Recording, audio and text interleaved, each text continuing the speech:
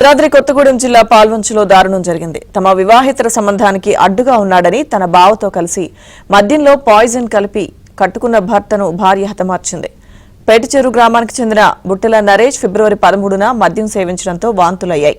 దీంతో అతన్ని కుటుంబ సభ్యులు పాల్వంచులోని ప్రభుత్వ ఆసుపత్రికి తరలించారు. అక్కడ చికిత్స పొందుతూ మరుసటి రోజు నరేష్ మృతి చెందాడు. అయితే మృతుడి తల్లి నరేష్ మృతిపై అనుమానం వ్యక్తం చేస్తూ పాల్వంచు పోలీసులకు ఫిర్యాదు చేసింది. దీంతో కేసు నమోదు చేసుకున్న పోలీసులు ఎట్టకేలకు నిందితులను అరెస్ట్ చేశారు. భార్య రజితనే తన బావతో కలిసి భర్తను హతమార్చిందని పోలీసులు తేల్చారు.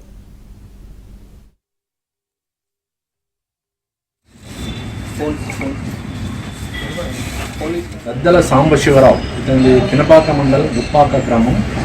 అతనికి ప్లస్ ఈ చనిపోయినటువంటి పుట్టల నరేష్ యొక్క భార్యకు అంటే పుట్టల రజిత వీళ్ళకిద్దరికీ బంధుత్వం ఉంది.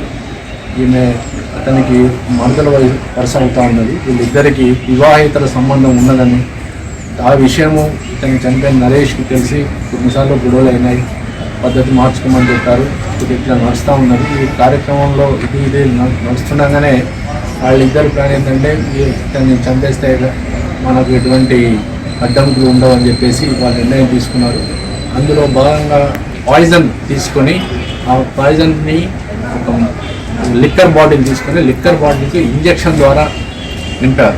నెక్స్ట్ డే మార్నింగ్ మళ్ళీ హాస్పిటల్ తీసారి చంపారు. మేము సమగ్రంగా విచారం చేస్తే ఈ విషయాలన్నీ బయటపడ్డాయి.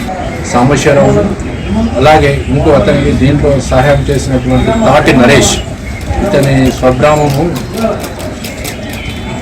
వెంకటాపురం ములుగు డిస్టిక్. తాటి నరేష్ ప్లస్ చనిపోయినటువంటి నరేష్ భార్య పుట్టల రజిత మీద అరెస్ట్ చేయడం జరిగింది.